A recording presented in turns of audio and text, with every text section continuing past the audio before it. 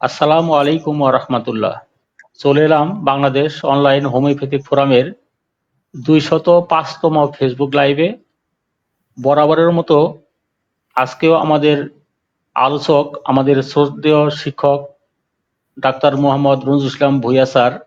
তিনি সহকারী অধ্যাপক, অব, সরকারি হোমিওপ্যাথিক মেডিকেল কলেজ, মিরপুর। তিনি একাধারে একজন শিক্ষক, সংগঠক এবং তিনি হোমিওপ্যাথিক চিকিৎসকদের আইডল। তাকে আমরা অত্যন্ত শ্রদ্ধার সাথে বিভিন্ন সময় আমরা তাকে স্মরণ করি এবং বিভিন্ন বিপদে আপদে আমরা তার কাছে দ্বারস্থ হই এবং তার কাছে আমরা পরামর্শ নিয়ে হোমিওপ্যাথিক চিকিৎসার উন্নয়নের জন্য বিভিন্ন দিক নির্দেশনা পেয়ে থাকি। প্রিয় বন্ধুরা, আমরা দেখতে দেখতে ২০৫তম ফেসবুক লাইভে এসেছি। এই ২০৫তম ফেসবুক লাইভের মধ্যে অধিকাংশই আমাদের শ্রদ্ধেয় স্যারের আলোচনা, এবং এই আলোচনাগুলো আপনাদের সকলের অত্যন্ত মনোগ্রাহী এবং অত্যন্ত গুরুত্বপূর্ণ মনে করেন, যে কারণে আমরা এই লাইভগুলো কন্টিনিউ রাখতে আমরা অনুপ্রাণিত হই। আপনারা গত পর্বগুলোতে যেভাবে আলোচনা শুনেছেন, ঠিক সেইভাবে আজকে নারীদের স্তনের টিউমার এবং স্তনের ক্যান্সারের গুরুত্বপূর্ণ ঔষধের চিত্রগুলো স্যার উপস্থাপন করবেন এবং সেইখান থেকে আপনাদের কাছে প্রশ্ন ছুড়ে দেবেন যে সেই লক্ষণগুলোতে কি ওষুধ আসতে পারে।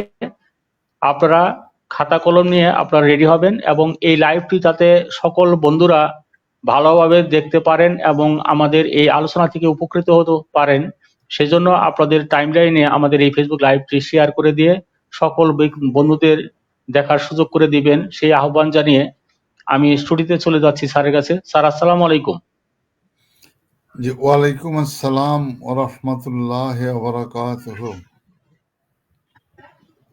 জি স্যার, আমরা বরাবরের মতোই আজকের লাইভেও আপনার কাছ থেকে আমরা স্তন টিউমার এবং স্তন ক্যান্সারের মতো জটিল রোগের ঔষধ নির্বাচনের আমরা দিক নির্দেশনা পাবো এবং সেই আলোচনা থেকে আমরা জানতে পারবো একজন ক্রনিক এই ক্যান্সার রোগের জন্য কোন ওষুধগুলো গুরুত্বপূর্ণ এবং সেই ওষুধগুলো নির্বাচনের ক্ষেত্রে কোন কোন বিষয়গুলো আমরা অত্যন্ত গুরুত্বের সাথে বিবেচনা করব।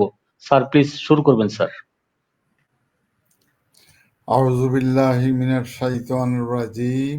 বিসমিল্লাহির রহমানির রহিম। সুপ্রিয় দর্শক শ্রোতা, আমার সম্মানিত চিকিৎসক বৃন্দ, আমার ছাত্র ছাত্রী বৃন্দ, দূরে নিকটে যারা আমাদের এই লাইভ প্রোগ্রাম দেখতেছেন, সবাইকে আমার পক্ষ থেকে আন্তরিক শ্রদ্ধা এবং সালাম জানাচ্ছি। আশা করি আপনারা সবাই ভালো আছেন। আপনাদের দোয়ায় ইনশাআল্লাহ আমিও ভালো আছি। আজকে আমাদের সম্মানিত সভাপতি সাহেবের নিকট আপনারা শুনেছেন, আমরাও শেয়ার করেছি, আমি ব্যক্তিগতভাবেও আপনাদের নিকট শেয়ার করে যাই। কি বিষয়ে? আজকে আমরা female breast tumour as well as breast cancer, এই রোগের বিষয়ে আলোচনা এবং এই রোগগুলি ক্রনিক ডিজিজের আওতাভুক্ত, এই আলোকে তার কনফার্ম ওষুধ নির্বাচন করতে গিয়ে কি কি ওষুধের শরণাপন্ন হব, এই নিয়ে আপনাদেরকে একটি ধারণা দেওয়া। আপনারা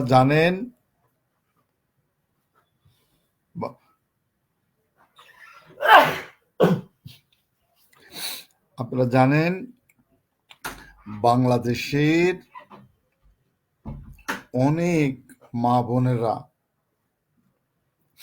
এই ব্রেস্ট ক্যান্সারে আক্রান্ত, ব্রেস্ট টিউমারে আক্রান্ত, এবং অনেক ক্ষেত্রে এটা মরণঘাতী রূপ ধারণ করে এবং ম্যাক্সিমাম মহিলারা এরকম টিউমার না হলেও ব্রেস্টের জ্বালা যন্ত্রণা ব্যথা বেদনা অনুভব করলে বর্তমানে সচেতন মানুষের সংখ্যা অনেক বেশি, তারা ভীত সন্ত্রস্ত হয়ে পড়ে।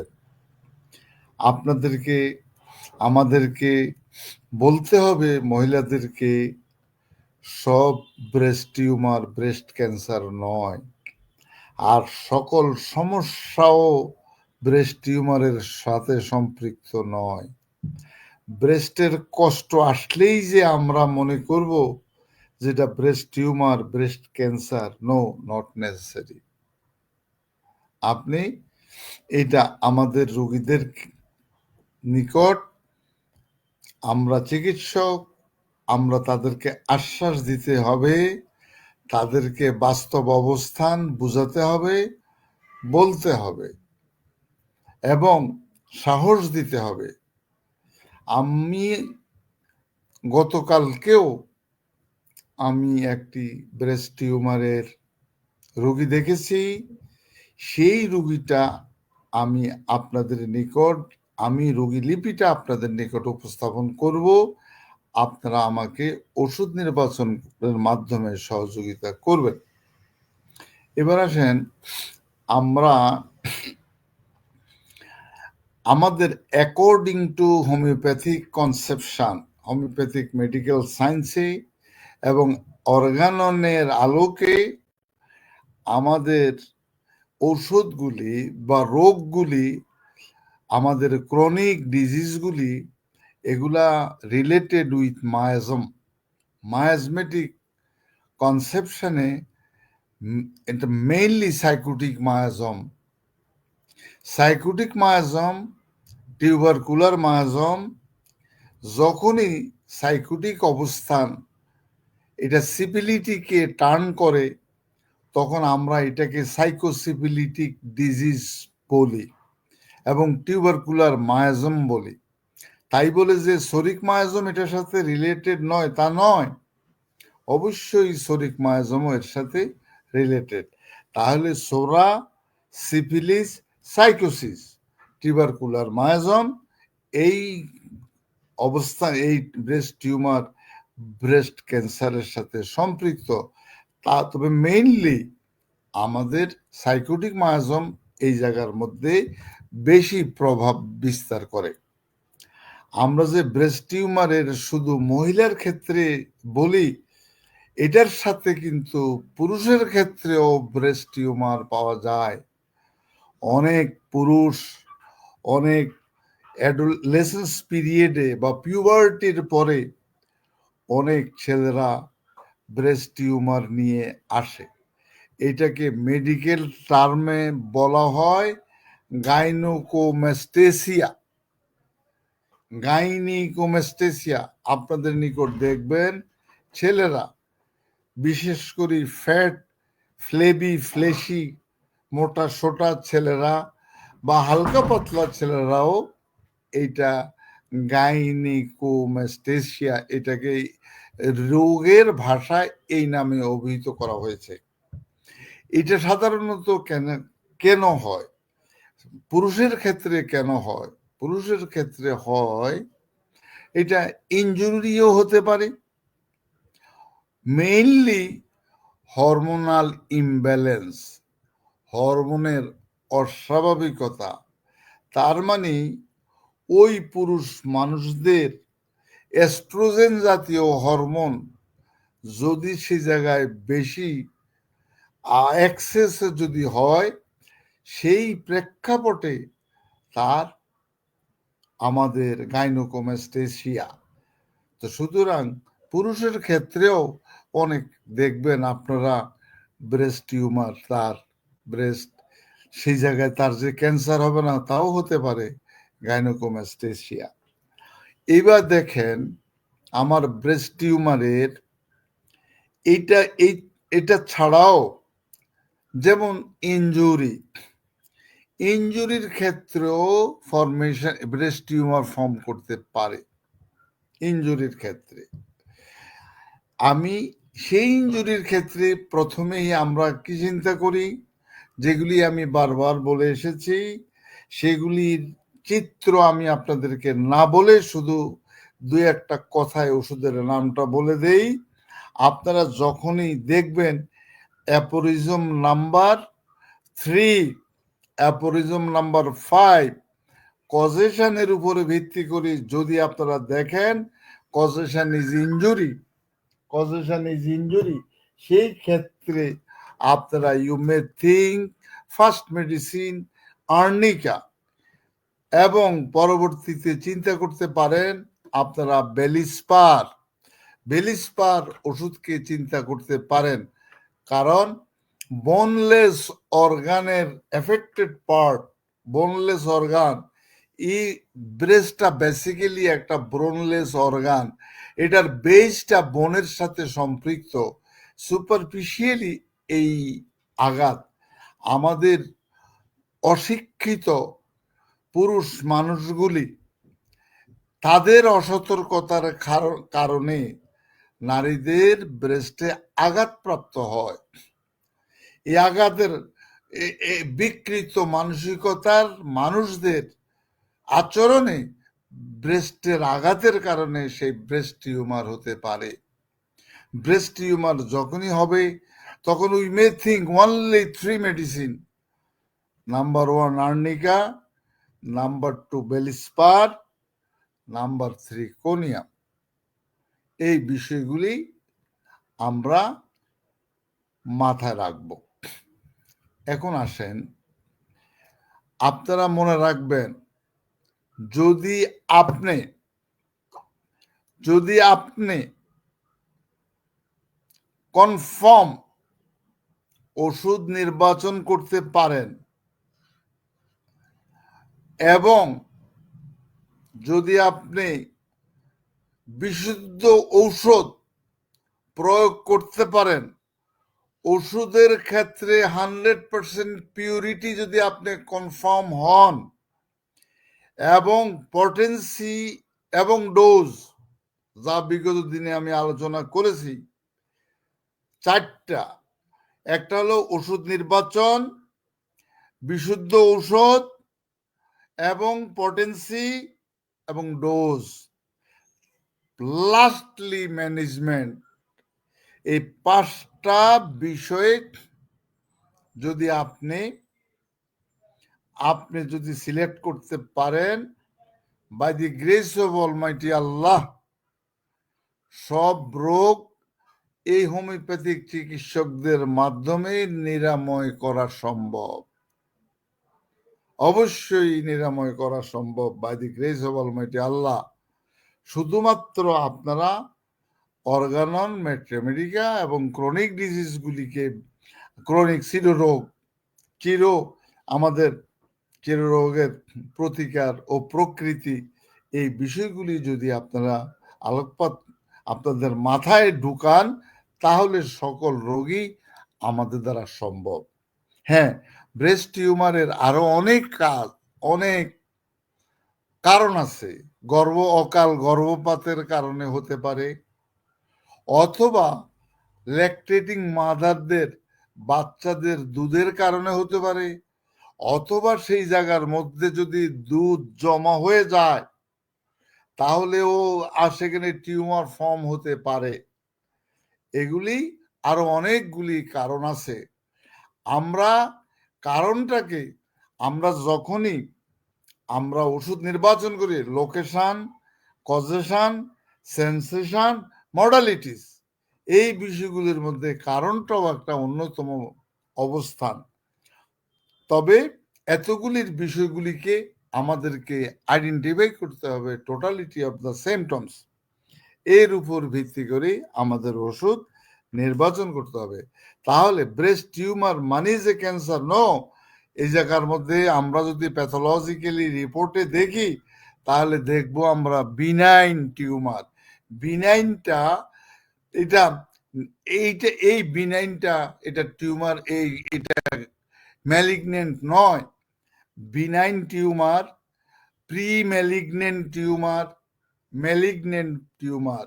ম্যালিগনেন্ট যখন হবে তখন এটা বুঝে যাবে this is confirm breast cancer. তাই আতঙ্কিত হবেন না, সাহসের সাথে নিজে সাহস অর্জন করবেন এবং রোগীদেরকে সাহস দিবেন, তাহলেই আমরা এই টিউমারগুলি, ক্যান্সারগুলিকে আমরা কি চিকিৎসা করতে পারবো। অ্যালোপ্যাথিতে তো বা অন্য প্যাথিতে আপনারা যাবেন, টোটাল ব্রেস্টটাকে ফেলে দিবে। তো ফেলে দেওয়ার, আমার হাত নষ্ট হয়ে গেছে, হাত এফেক্টেড, এর অর্থ কি এই হাতটাকে আমার কেটে ফেলতে হবে? নো, আমাকে চেষ্টা করতে হবে এবং ধৈর্যের সাথে আমাকে একটা সময় পর্যন্ত চেষ্টা করতে হবে যে আমি এটাকে চিকিৎসার আওতায় আমি নিতে পারবো কিনা। যদিও আমার অ্যাফোরিজম নাম্বার 186 অনুসারে ব্রেস্ট টিউমার, এই ব্রেস্ট টিউমার বা আদার্স গ্ল্যান্ডের টিউমারগুলি রিলেটেড উইথ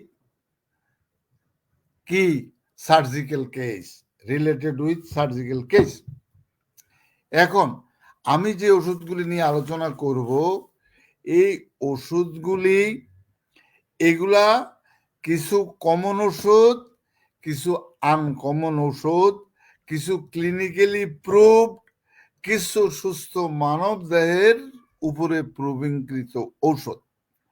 এই ওষুধগুলির মধ্যে আমি এখন আপনাদের সামনে একটা ওষুধের চিত্র আপনাদের সামনে আমি আলোচনা করতে চাই যে it is crystal clear the patient is female.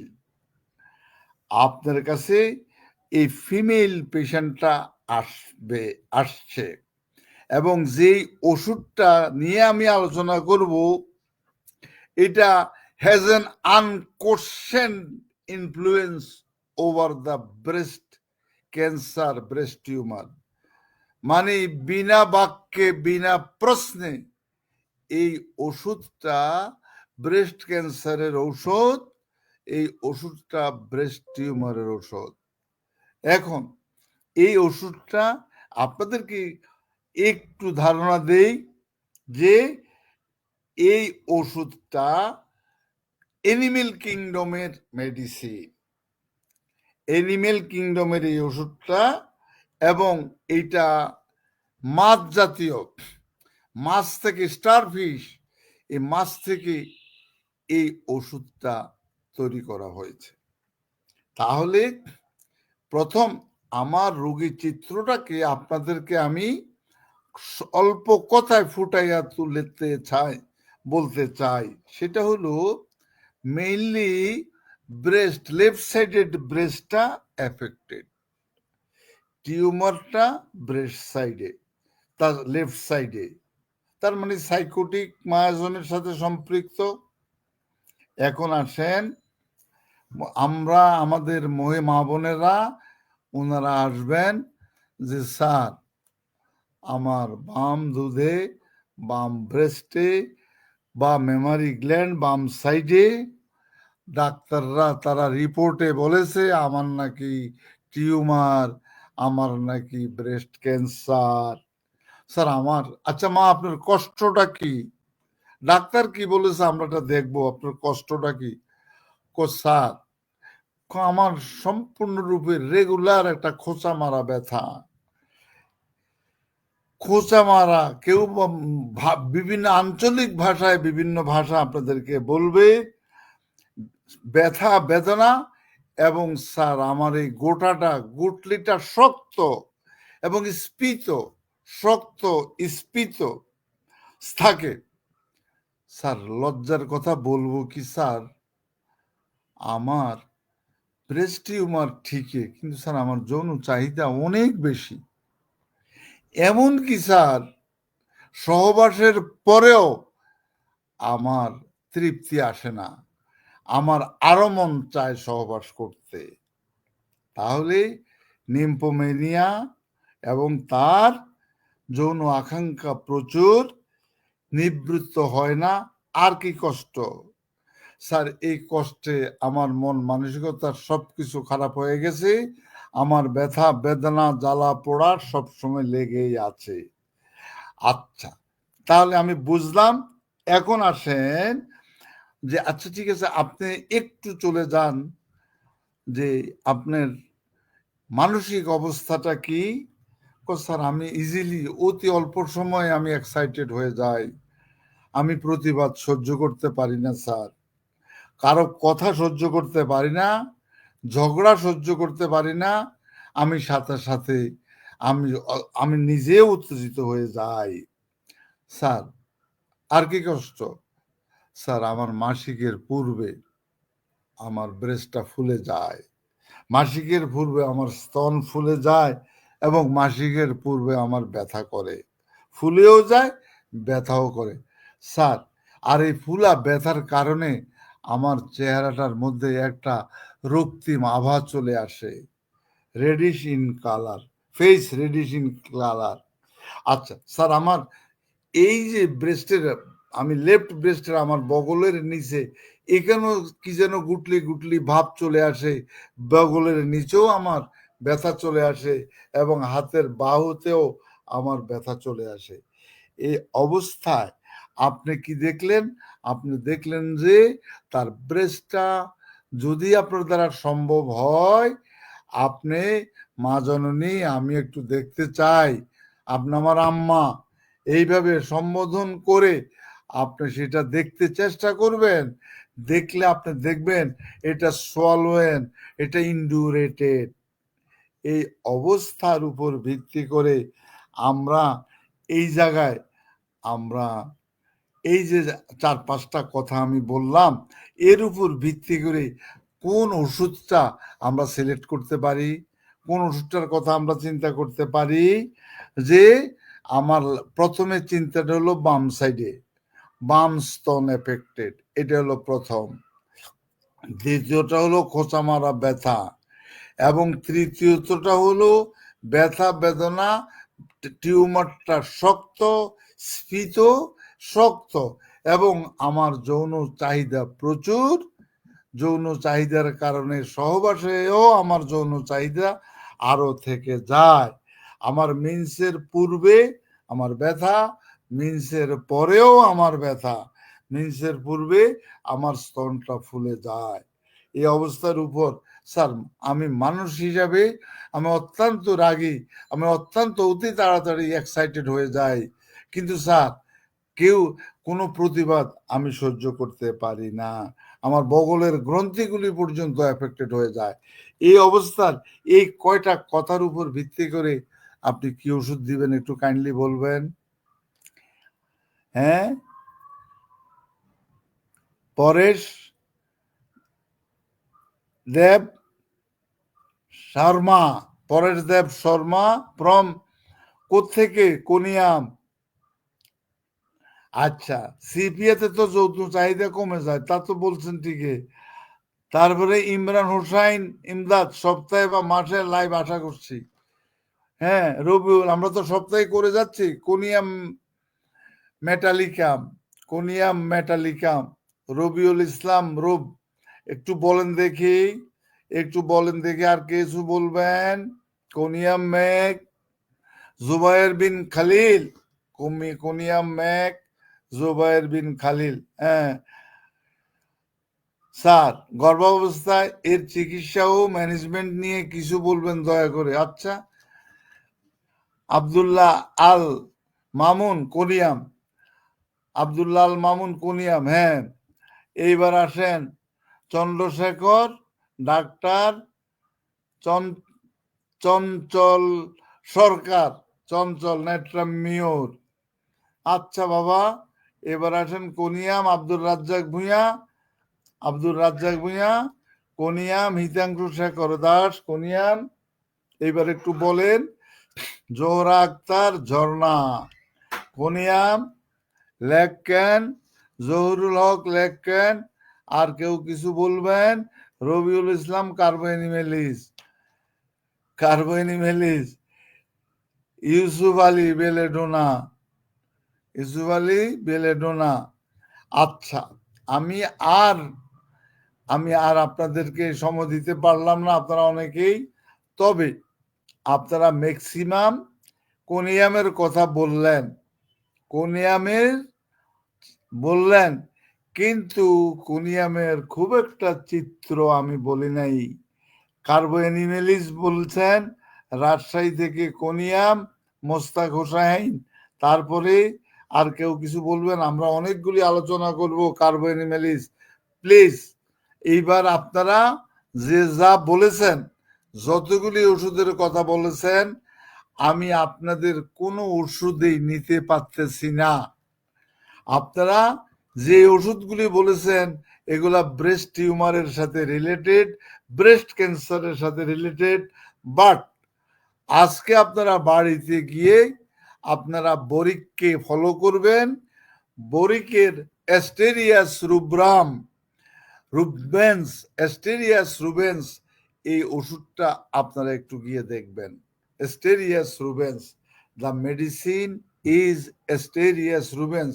আগেই আপনাদেরকে বলছি, আমি আপনাদেরকে কিছু আনকমন মেডিসিন, ব্রেস্ট টিউমারের ক্ষেত্রে আনকমন মেডিসিনেরও বিষয় নিয়েও আলোচনা করব। এখন আসেন আমরা পরবর্তীতে আরেকটা ওষুধে চলে যাই। এই ওষুধটাও, এইটাও একটা প্ল্যান্ট কিংডমের মেডিসিন।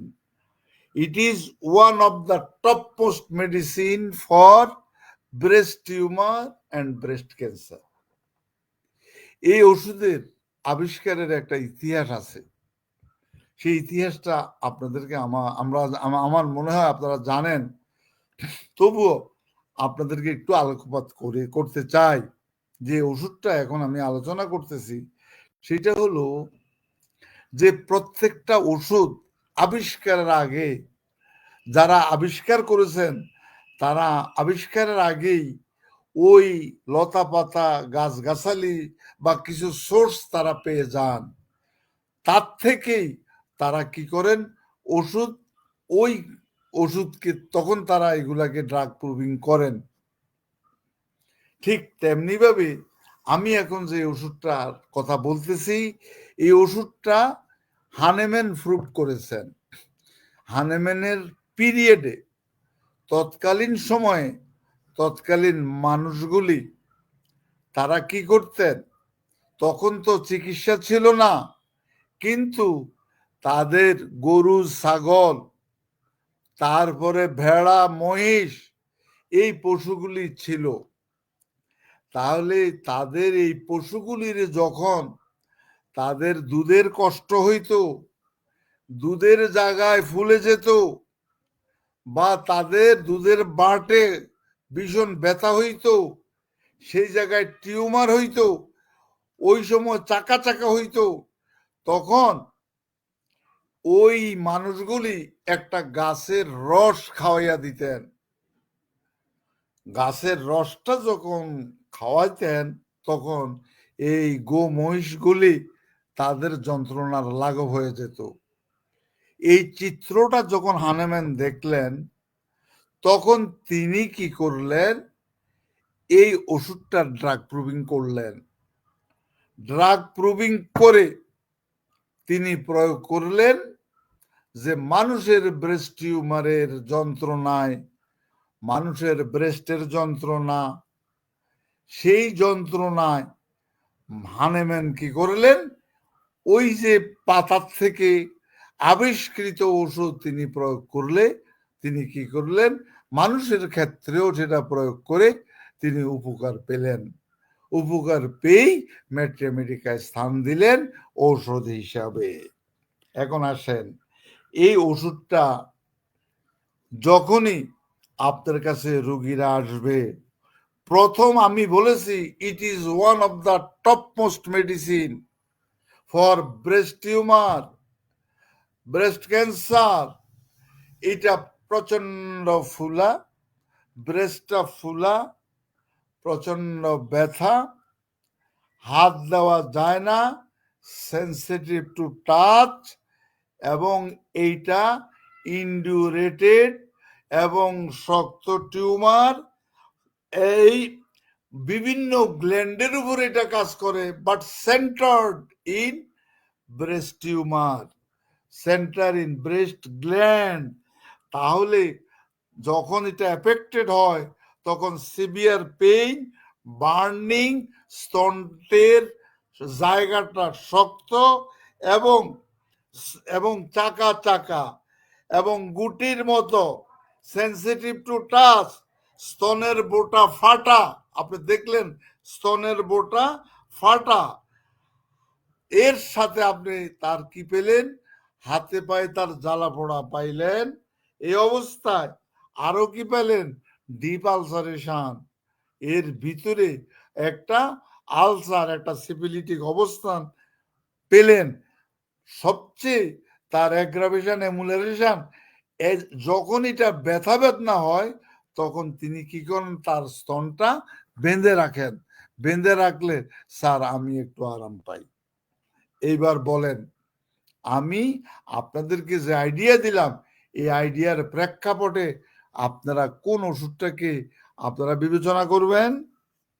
কোন ওষুধটাকে বিবেচনা করবেন? এবং তার দুধ, যে দুধটা, এই দুধ থেকে যে নিঃসৃত হয়, এটা ল্যাকটেটিং মাদারের ক্ষেত্রেও হতে পারে। সেটা গন্ধ, ঘোলাটে, এগুলা বাচ্চা খেতে পারে না, খেতে চায় না, অর্থাৎ তার স্বাদটাও বিকৃত স্বাদ। ফাইন। অরুণ রায় ফাইটোলাক্কা, অরুণ রায় ফাইটোলাক্কা, ধন্যবাদ। জোহরা আক্তার ঝর্ণা ফাইটোলাক্কা, ধন্যবাদ। ধন্যবাদ আম্মাজান। জুবাইর বিন খালিল বারায়ুনিয়া, শাহরিয়ার ইরফান, ধন্যবাদ বাবজান, আপনাকে ধন্যবাদ। আপনাকে আমি চাই আপনি আমার সাথে যোগাযোগ করবেন। ফাইটোলাক্কা, ধন্যবাদ। শাহরিয়ার ইরফান, ইউসুফ আলী, ইব্রাহিম অ্যালবাম, চমৎকার। বলে যান। মোস্তাকিম হোসাইন, চমৎকার। ফাইটোলাক্কা, বলেন বলেন তাড়াতাড়ি, এটা তো সবাই বলবেন। শিপ্রা রানী আম্মা ফাইটো, বেশ। তারপরে Zahurul Haque phyto, Zahurul Haque phyto, fine. এবার দেখেন মাক্সি রুল আলম ফাইটোলাক্কা, মাসকিউরুল আলম, এটা ছোট্ট নাম দাও। Phytolacca, okay, fine fine. আর কেউ কিছু বলবেন? হ্যাঁ, Chanchal phytolacca, Abdullah Mamun phytolacca, Abdur Razzak phytolacca from Kasba, Kasba থেকে অত্যন্ত প্রিয় মানুষ আমার। জাকারিয়া হাবিব, ধন্যবাদ বাবা, অনেকদিন পরে তোমাকে পেয়েছি। ফাইটোলাক্কা। হেলাল মোহাম্মদ হেলাল উদ্দিন ব্রাইনিয়া, আব্দুল সামাদ শেখ ফাইটোলাক্কা। এবার আসেন ডাক্তার রিপন মিয়া মেডোরিনাম। আচ্ছা, এইবার বলেন আর কেউ কিছু বলবেন? আমরা চলে যাই। মাওলানা দাইয়ান ফাইটোলাক্কান কি খায়রুল ইসলাম আর্নিকা ফাইটোলাক্কা, কে মরিয়ম শেখ আলামিন যশোর থেকে phytolacca, Mustak phytolacca, okay fine. আচ্ছা আচ্ছা, রেজাউল আহমেদ ফাইটোলাক্কা, রফিক হাসান ফাইটোলাক্কা, অবশ্যই মিল্টন ফাইটোলাক্কা। প্লিজ, এবার আমি আপনাদের কাছ থেকে যা পেয়েছি তাতে 90% ডাক্তাররা আপনারা ফাইটোলাক্কাকে বলেছেন। আমি যেভাবে বলেছি সেইভাবে রোগী চিত্রের কনক্লুশনটা জাস্ট আমি ড্র করেছি আপনাদের সামনে। রোগীর আরো অনেকগুলি চিত্র আছে। এই চিত্রের প্রেক্ষাপটে আপনাদের সাথে আমিও একমত। যারা আপনারা 90% চিকিৎসকরা ফাইটোলাক্কা বললেন, অবশ্যই দ্য মেডিসিন ইজ ফাইটোলাক্কা, অবশ্যই। আচ্ছা, অবশ্যই ফাইটোলাক্কা। আপনারা আজকে গিয়ে এই ফাইটোলাক্কার হিস্ট্রিটা আপনারা পড়বেন। কোত্থেকে হানেমেন এই ফাইটোলাক্কাটা আবিষ্কার করলেন, এবার এর পিছনে কজেশনটা কি? ওকে, ফাইন, থ্যাঙ্কস, আপনাদেরকে অশেষ ধন্যবাদ। তবে এইভাবে রোগী চিত্র প্রণয়ন করে তারপরে আপনারা ওষুধ নির্বাচন করবেন। এবার আসেন, গতকালকে আমার নিকট যেই রোগীটা এসেছে সেই রোগী চিত্র আপনাদের সামনে তুলে ধরতে চাই। আপনারা আমাকে সহযোগিতা করবেন, ঔষধ দিবেন আপনারা। আমি চেম্বারে বসে আছি, আমাকে ফোন করেছে, স্যার আপনাকে আমি গুগল থেকে পেয়েছি, তাই স্যার আপনার কাছে চলে আসলাম। Okay fine. আসলেন, প্রথম ঢুকতেই দেখি বিশাল দেহি একটা মেয়ে, বিশাল দেহি, বেশ মোটা, লম্বা চূড়া, আমার সামনে এসে বসলেন। রুগী ছিল, রুগী বিদায় করার পরে আস্তে ধীরে এসে বসলেন। আচ্ছা, আমি আম্মা ছাড়া কথা বলি না, আমি বলতে চাই, আমি বলি, আম্মা জান কি আপনার কষ্ট আপনি একটু বলেন। আমি প্রথমে মেয়েটাকে তাকে জিজ্ঞাসা করলাম, আম্মা আপনার নাম, আপনার ঠিকানা বলল, এবং বললাম আপনি বিবাহিত না অবিবাহিত? বলল স্যার আমার বিয়ের বয়স 1 বছর। ওকে, আপনার বয়স কত? আমার বয়স 25 বছর। আপনার লেখাপড়া? স্যার আমার অনার্স লেখাপড়া শেষ। স্যার আমি অনেক কষ্টে আপনার কাছে এসেছি। আচ্ছা মা, আপনার ওজনটা কতটুকু? স্যার আমার ওজনটা 84 কেজি, 84-85 কেজি। আচ্ছা আপনার লম্বা কতটুকু? স্যার আমি 5 ফিট 5.5 ইঞ্চি। তাহলে বুঝছেন, 5 ফিট 5.5 ইঞ্চি। আমি তার টোটাল অবয়বটা দেখলাম, দেখার পর দেখলাম সে ফ্যাট, ফ্লেভি অ্যান্ড ফ্লেশি। এইটুকু দেখে আমি একটু ইন্টারাপ্ট করলাম। আচ্ছা বললাম, মা জননী আপনার এই শরীরের যে গড়ন, এটা? স্যার এটা আমার ছোটকাল থেকে। আমি কি তাই? ছোটকালেও স্যার আপনার জন্মটা? স্যার আমি মায়ের পেটেই বড় ছিলাম, যার কারণে আমি নর্মাল ডেলিভারিতে আমি আসি নাই দুনিয়াতে, সিজার করে সিজারিয়ান বেবি আমি, সেই হিসাবে আমি দুনিয়াতে এসেছি। আচ্ছা আপনার বাবা মাও কি এরকম মোটা? না। তাহলে আপনার ব্লাড কানেক্টেড? আমার মামার গোষ্ঠী সবাই মোটা, আমার মামা আমার খালারা বেশ মোটা, সুতরাং এই মোটাটা আমার মামা খালার থেকে আমি পেয়েছি। তাহলে এই হলো তার আউটলুকিংটা, আমি আপনাদেরকে বললাম, ওজন বললাম, বয়স বললাম, ফ্যাট, ফ্লেভি, ফ্লেশি তাও বললাম। এইবার বললাম, মা আপনার কি কষ্ট? স্যার আমার ব্রেস্ট টিউমার। তাই নাকি? কবে থেকে? স্যার আজকে আমি আমার যখন বয়সন্ধিকাল, তখন থেকেই স্যার আমার এই ব্রেস্টে ব্যথা, হালকা ব্যথা, তখন এটাকে এত প্রাধান্য দেই নাই। আস্তে আস্তে স্যার আমার বয়স বাড়তে বাড়তে আমার ব্রেস্টে রাইটের কথাই তো বললো, আমার এখন মনে নাই। আচ্ছা রাইট ব্রেস্টে আমার ব্যথার পরে আমি কি করলাম, ডাক্তারদের কাছে গেলাম, ডাক্তাররা পরীক্ষা নিরীক্ষা করে আমার বলল আমার এই জায়গার মধ্যে টিউমার, শক্ত টিউমার। তারা কি করলেন, আমার বাবা মা আমার বিয়ের আগে আমার অপারেশন করে আমার টিউমারটা ফেলে দিয়েছে। মা আপনার কি ব্রেস্টটা ফেলে দিয়েছে? না, আমার টিউমারটা ফেলে দিয়েছে। ফেলে দেওয়ার পরে তার অপারেশনের 1 বছর পরে আবার নতুন করে আবার সেই জায়গার মধ্যে টিউমার ফর্ম করছে।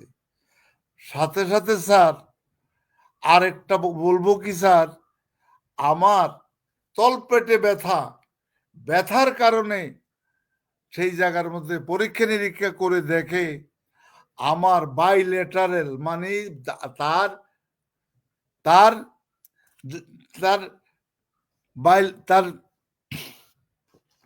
ডিম্বাশয়, সেই তার বাইলেটারাল মানে তার লেফট অ্যান্ড রাইট দুই জায়গার মধ্যে তার সিস্ট, ছোট ছোট সিস্ট, এবং এক জায়গার মধ্যে মাল্টিপল সিস্ট, এগুলো ছোট, একদম ছোট দানা দানা, কেমন? এখন right ovary, left ovary affected by তার সিস্ট, এগুলাকে বার্থোলিন সিস্ট বলা হয়। এগুলো তার এই যন্ত্র, এগুলি তোমার কষ্টটা কি? স্যার আমার শুধু সবচেয়ে বেশি কষ্ট সহবাসে আমার কষ্ট, সহবাস আমার সহ্য হয় না, কারণ আমার ব্যথা, আমার হাজবেন্ড বিদেশ থাকে। কোথায় থাকে? দুবাইতে থাকে। হাজবেন্ডের সাথে যখন আমি কথা বলি, স্বামী স্ত্রীর কথার প্রেক্ষাপটে আমার ওই গোপন জায়গায় সেখানে স্যার সেন্সিটিভিটি সৃষ্টি হয়ে যায়। সেন্সিটিভিটি কেন সৃষ্টি হয় সেটা আপনারা ভালো করে বুঝেন। স্বামী স্ত্রীর কথা বললে সেই জায়গার মধ্যে একটা সেক্সুয়াল অনুভূতি আসে এবং কিছু ডিসচার্জও হইতে পারে, তার কারণেও তার সেই জায়গায় ব্যথা। এমনি স্যার ইন জেনারেলি আমার কোনো ব্যথা বেদনা নাই। আমি একদম, আমার ব্রেস্টেও কোনো ব্যথা নাই, তলপেটেও কোনো ব্যথা নাই, স্বাভাবিক অবস্থায় আছি। আর কোনো কষ্ট?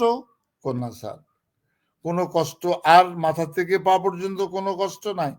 আচ্ছা, ছোটকাল থেকে এ পর্যন্ত বড় ধরনের কোনো কষ্ট? না। কোনো চর্মরোগ? না। আচ্ছা, মা আপনার শরীরের অন্য কোনো জায়গায় এরকম টিউমার গোটা কিছু আছে? না স্যার, কিছু নাই। আচ্ছা, তারপরে স্বাস্থ্যের এই অবস্থা এরকমই। আচ্ছা, এটা তো বললামই।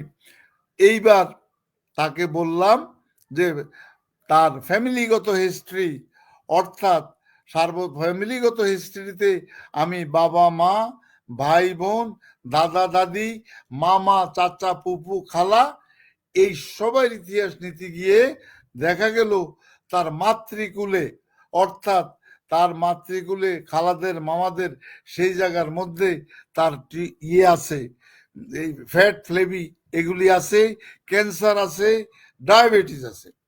ওকে, এইবার আসেন, এটার পরে আমরা চলে গেলাম তার সার্বজয়িক লক্ষণ। সার্বজয়িক লক্ষণের মধ্যে ঘুমের মধ্যে বলল, স্যার আমার তো এখন ঘুমাইতে পারি না, আমার ঘুম কম, আমার রোগের চিন্তায় আমি অস্থির, সেই রোগের কারণে স্যার আমার বড় ধরনের কোনো অসুবিধা হয় কিনা, একবার অপারেশন করেছি, এইবার টিউমার এতদিন ছিল ব্রেস্টে, এখন চলে আসছে আমার নিচে, আমার বার্থলিন সিস্ট, তার মানে আমার right and left ovary affected. এই জন্য আমি মানসিকভাবে খুবই দুশ্চিন্তাগ্রস্ত। ওকে, এখন আসেন, এটাই কোয়াইট ন্যাচারাল, এটাকে আমরা সিমটমসের মধ্যে নেব বলে আমি মনে করি না। আচ্ছা, কাতরতার দিক থেকে স্বপ্নবহুল কিনা, আপনার শোয়ার অভ্যাস কিরকম? স্বাভাবিক, স্বপ্নবহুল, স্বপ্নের ইতিহাস আমি নেই তেমন একটা দেখি না। কাতরতার দিক থেকে স্যার বরাবরই আমি গরম কাতর। এইবার আমি কম্পেয়ার করলাম, কাতরতাটাকে কম্পেয়ার করার জন্য ট্রু গরম কাতর কিনা। আচ্ছা, এইবার তাকে আমি প্রশ্ন করলাম, মনে করেন চৈত্র মাসে, বৈশাখে এই এরিয়ার মধ্যে কারেন্ট থাকবে না আজকে রাত্রে, মা তোমার ঘুম হবে? স্যার আমার ঘুম হবে, আমার ঘুম হবে। তখন আমি বললাম আমি তো ঘুমাইতে পারবো না। সে বলল না স্যার, এক পর্যায়ে আমার ঘুম হবে। তার মানে সে ট্রু গরম কাতর নয়।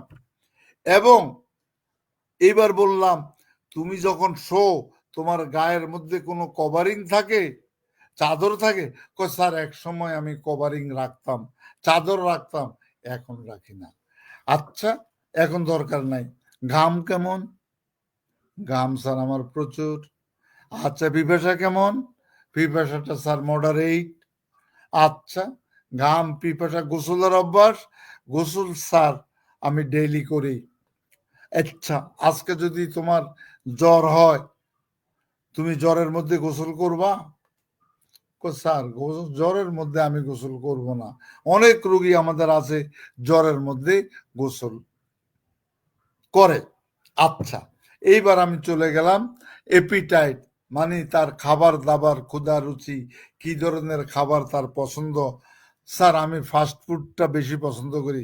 আচ্ছা, মাছ মাংস ডিম দুধ? পরিষ্কার ভাষা আমাকে বলল, মাছটা স্যার আমার পছন্দ। এরপরে মা কোনটা খাবা? এরপরে আমি ডিম খাবো। তারপরে কি খাবা? তারপরে আমি মাংস খাবো, তারপরে শাকসবজি খাবো। তাহলে মাছ মাংস ডিম দুধের মধ্যে আমরা পেয়ে গেলাম মাছ এবং পেয়ে গেলাম ডিম। এই অবস্থায় খাওয়া দাওয়ার মধ্যে তোমার মধ্যে ফাস্ট ফুড আমি খাই, বুনা বুনা খাবার পছন্দ, সবজি জাতীয় খাবার পছন্দ, মশলা জাতীয় খাবার পছন্দ। স্যার, মশলা জাতীয় খাবার আমার পছন্দ। এখন আসেন, এই পরিস্থিতিতে আমি চলে গেলাম তার পায়খানা। পায়খানা স্যার আমার কনস্টিপেটেড, আমার হইতে চায় না, একদিন পর পর পায়খানা। প্রস্রাব, প্রস্রাবে তেমন কোনো কষ্ট নাই। আচ্ছা, তোমার পিরিয়ড, পিরিয়ডের তেমন কোনো কখনো কোনো অসুবিধা হয়েছে? না, পিরিয়ডের তেমন কোনো অসুবিধা নাই। পিরিয়ডের মহিলাদের যেরকম একটু ব্যথা বেদনা হয় এরকম। স্যার, একটা কথা বলতে আমি ভুলে গেছি, স্যার আমার প্রায় ঠান্ডা লাগে, আমার ঠান্ডার প্রবণতা। আচ্ছা মা, দেখি তো তোমার নাকটা। নাকের ভিতরে আমি টর্চ দিয়া দেখলাম, নাকের ভিতরে তার কোনো নেজাল পলিপ আছে কিনা। নো, কোনো নেজাল পলিপ নাই। কিন্তু স্যার আমার 12 মাসই কম বেশি ঠান্ডায় আমার লেগেই থাকে, আমার ঠান্ডার। তাহলে একটা ঠান্ডা প্রবণ অনুভূতি আমি পেলাম। এরপরে এবার বললাম মেজাজ, মেজাজটার ক্ষেত্রে সে বলল আমি বড় সফট, কম্প্রোমাইজিং, মাইল্ড, জেন্টেল। এইগুলি যখন আমাকে বলল, তখন আমি তাকে প্রশ্ন করলাম তোমার বন্ধু বান্ধবের সংখ্যা কেমন? খুব একটা বেশি না। তখন আমি বুঝছি যারা সফট, কম্প্রোমাইজিং, মাইল্ড, জেন্টেল তারা এক্সট্রোভার্টেড। তুমি কি এক্সট্রোভার্টেড না ইন্ট্রোভার্টেড? স্যার আমার বন্ধু বান্ধবের সংখ্যা কম, কিন্তু আমি ইন্ট্রোভার্টেড। আমার হাতের তালু পায়ের তালুতে জ্বালা পোড়া আছে, হাতের তালু পায়ের তালুতে জ্বালা পোড়া আছে। এই অবস্থার প্রেক্ষাপটে আপনারা বুঝছেন, আমি আর আপনাদেরকে অ্যানালাইসিস করতে চাই না, টোটাল চিত্র আমি আপনাদের সামনে প্রেজেন্ট করলাম। আপনারা এই রোগীটাকে এই অবস্থায়, আপনার নিকট রোগীটা আসলো, আপনি কি ওষুধ দিবেন? আপনি কি ওষুধ দিবেন প্লিজ? মাস কুরুল আলম ক্যালকেরিয়া কার। আচ্ছা, এবার বলুন তো দেখি, হ্যাঁ, doctor Motafar Ali, phytolacca, Motafar Ali phytolacca. Sabuj Mir calcarea carb, Sabuj Mir calcarea ওয়ার্ড। মোহাম্মদ মিজানুর রহমান গ্রাফাইটিস। তারপরে জয়দেব, 3টা ওষুধের কথা বললো, কোনটা দেব বাবা? Khairul Islam calcarea carb. মামুন সরকার টিও। টিওটা কি আপনারা একটু রুগীকে বুঝাই দেন, ডাক্তারদেরকে বলে দেন, টিও অনেকে জানে না, টিও মানে কি। আচ্ছা, শাহরিয়ার ইরফান ক্যালকেরিয়া কার, হিতাংশু শেখর দাস ক্যালকেরিয়া কার, বজলুল রশিদ ক্যালকেরিয়া কার, জহুরুল হক ক্যালকেরিয়া কার। আচ্ছা, আব্দুল্লাহ আল মামুন ক্যালকেরিয়া কার, ফেরদৌসি ক্যালকেরিয়া কার, ক্যালকেরিয়া কার, আব্দুল সামাদ শেখ ক্যালকেরিয়া কার, বরুণুর রায় calcarea carb, Monir Hasan calcarea কার, বজুল ক্যালকেরিয়া কার, সালফার, ইদ্রিসে সালফার, রাজ্জাকি ক্যালকেরিয়া কার, চঞ্চল সরকার ক্যালকেরিয়া কার, Rafiq Hasan calcarea carb, calcarea Abdullah Al Mamun. ও বাহ, সবই দেখি calcarea carb. Calcarea carb, Milton calcarea, city homeo medicare calcarea carb, Rakesh Ali India calcarea carb, Akul Hossain আমার অত্যন্ত প্রিয় মানুষ calcarea carb, Mohammad Al Amin calcarea carb, Monir Hasan calcarea carb, Abu Sayed calcarea carb, Delwar calcarea carb. Okay, বুঝছি আপনারা কি ক্যালকেরিয়ার পাল্লায়। Yusuf Ali graphites, Hafizur Rahman calcarea carb, Yusuf Ali calcarea. Okay, fine fine, বুঝছি বুঝছি। আমি আপনাদের কাছে পরাজিত হবই। চিকিৎসক হিসেবে আপনারা সবাই আমার চেয়ে অনেক ভালো, অনেক ভালো। দয়া করে আজকে যেভাবে ক্যালকেরিয়া কার্ভকে আপনারা বললেন, রোগীর ক্ষেত্রে এইভাবে রোগী চিত্র প্রণয়ন করে আপনারা অরিজিনাল ওষুধকে নির্বাচন করবেন। যিনি আপনি গ্রাফাইটিসের কথা চিন্তা করলেন, আরে বাবা, গ্রাফাইটিস যখন আপনার কাছে ফ্যাট ফ্লেভি ফ্লেশি হইলেই যে গ্রাফাইটিস হবে, সেটা it is related with skin disease, সেই ক্ষেত্রে আপনি চিন্তা করবেন গ্রাফাইটিসের কথা। অন্যান্যরা কি কি যেন বলেছেন আমার এই মুহূর্তে মনে নাই, আমি আর ফার্দার আলোচনা করতে চাই না।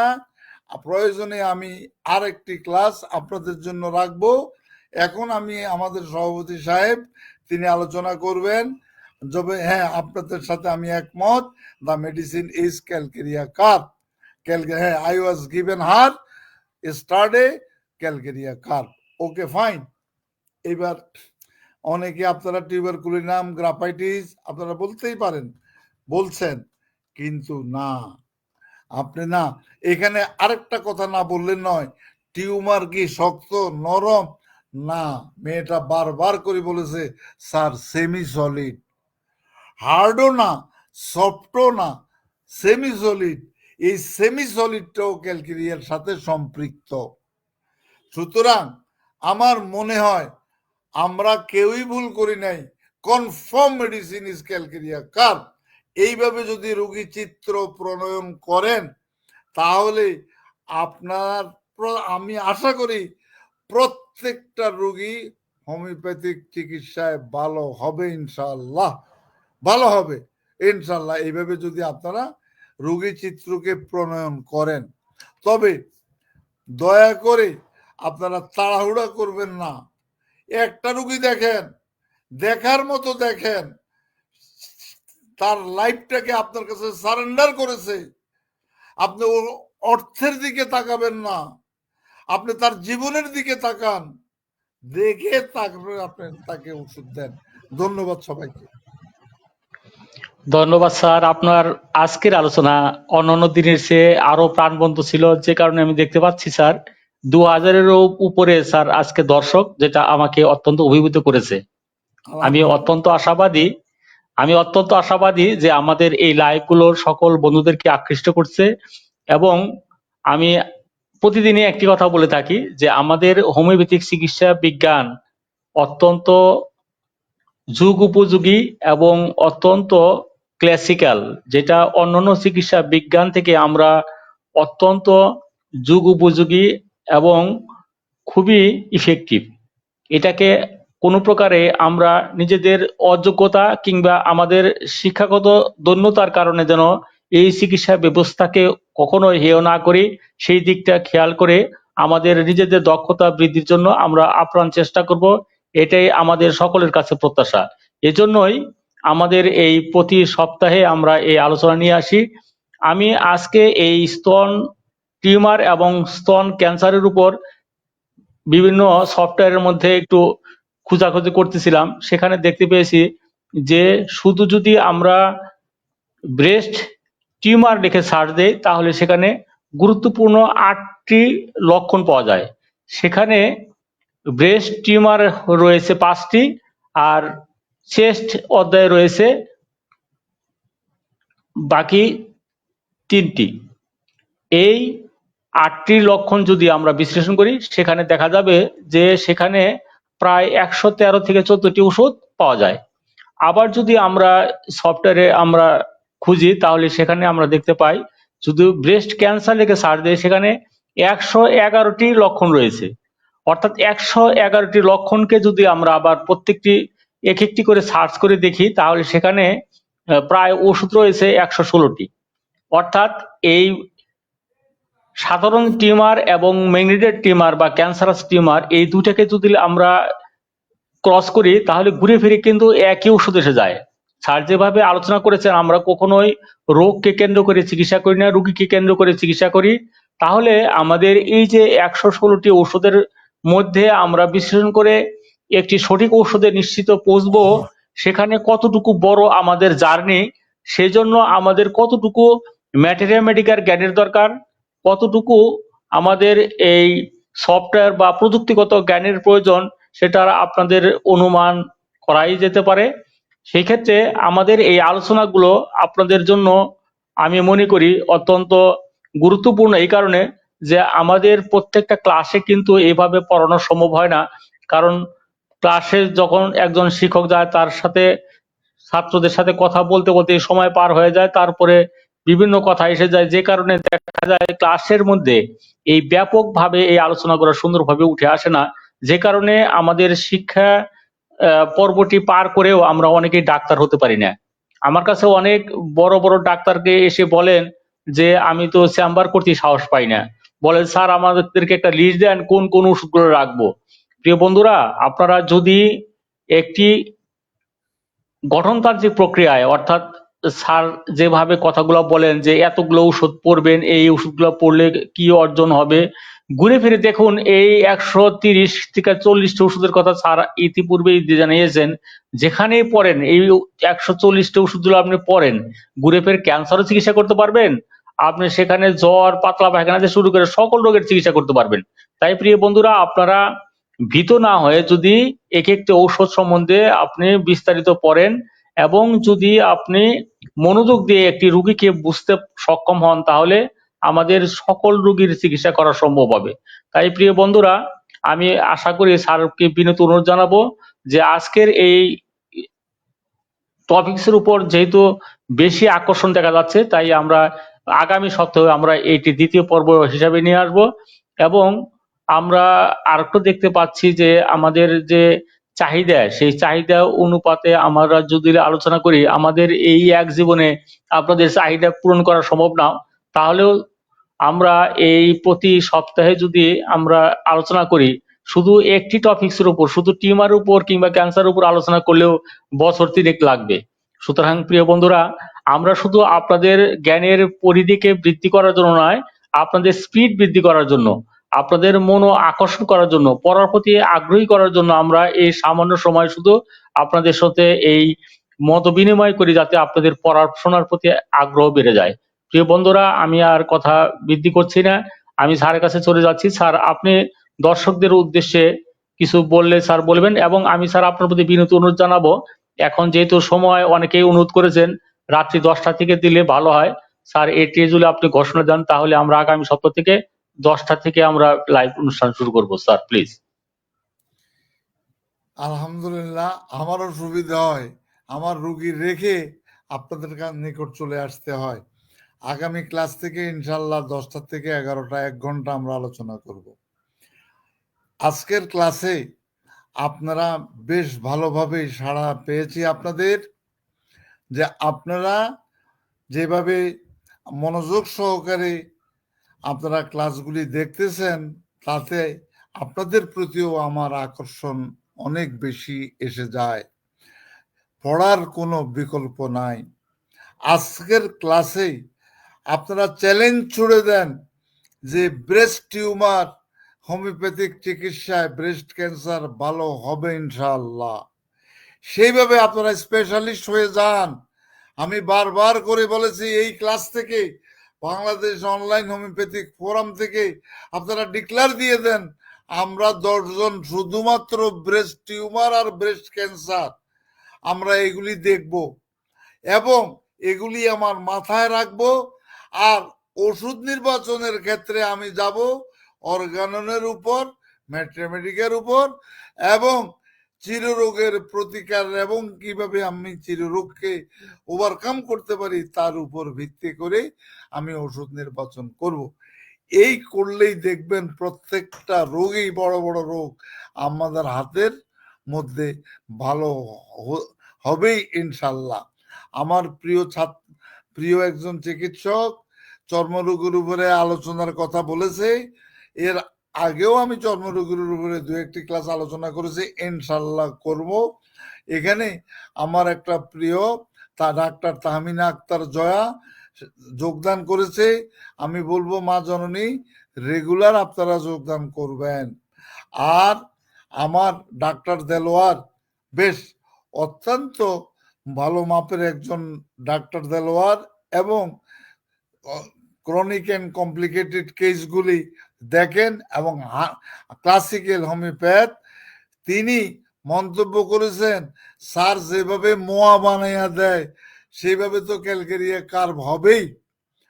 আরে বাবা, আপনারাও কেস টেকিং করে আপনারাও মোয়ার মতো নিয়ে আসেন, আপনারাও এই জায়গার মধ্যে আইডেন্টিফাই করে ফেলেন যেমন ক্যালকেরিয়া কার্ভকে আমি যেভাবে উপস্থাপন করেছি, অল্প কথায় আপনাদের নিকট বলেছি, কিন্তু আমার কেসটি রোগীলিপি প্রণয়ন করতে সময় লেগেছে 2 ঘন্টা। 2টি ঘন্টা। আমি তো তার আউটলুকিং দেখেই ক্যালকেরিয়া কার্ভ আমার মনে চলে আসছে। তখন যদি এই মনে চলে আসে, তাহলে আমি অ্যাফোরিজম নাম্বার 8-কে আমি ইগনোর করলাম। অ্যাফোরিজম নাম্বার 8 আমি ইগনোর করলাম। আমি অ্যাফোরিজম নাম্বার 3-কে ইগনোর করলাম। হানেম্যান বলেছে যে তুমি রোগী চিকিৎসা করতে গিয়ে নেভার, তুমি বায়াসড হয়েও না, তুমি টোটাল রোগী চিত্র নিয়েই তারপরে রোগীকে ওষুধ নির্বাচন করো। ধন্যবাদ আপনাদের সবাইকে। আপনাদের নিকট দোয়া চাই যাতে আল্লাহ পাক আপনাদের সাথে থাকার জন্য আল্লাহ পাক যেন আমাকে হায়াতে তৈবা দান করেন। আমি শুধু এইটুকু বলতে চাই, আমৃত্যু পর্যন্ত আমি আছি আপনাদের সাথে, যাওয়ার কোনো সুযোগ নাই। যাব কেমনে? ইনশাল্লাহ আপনাদের দোয়ায় 2 ছেলে ফাইনাল ইয়ার পরীক্ষা এবার দিতেছে। তার মানে আমার স্ত্রী, যিনি আমার উস্তাদ, তিনি হোমিওপ্যাথিক ডাক্তার, আমি হোমিওপ্যাথিক ডাক্তার। আমার ছেলেরা এখন হোমিওপ্যাথির ছাত্র, ফাইনাল ইয়ারে পরীক্ষা দিচ্ছে। আমার শ্বশুর ছিলেন রিনাউন্ড হোমিওপ্যাথিক ডাক্তার। তার মানে একটা বিরাট পরিবার, হোমিওপ্যাথিক বান্ধব পরিবার নিয়ে আমি আছি। দোয়া চাই যাতে আমি এইভাবেই আমার পরিবার সহ সবাইকে আমার মৃত্যুর পরে যাতে তারাও এইভাবে হোমিওপ্যাথির সাথে জড়িত হয়ে তারা তাদের আমার মতো বা আমার চেয়ে ভালোভাবে তারা তাদের সবকিছু এক্সপ্রেস করতে পারে, এই আশাবাদ আপনাদের নিকট রেখে আমার বক্তব্য এখানে শেষ করছি। ধন্যবাদ সবাই।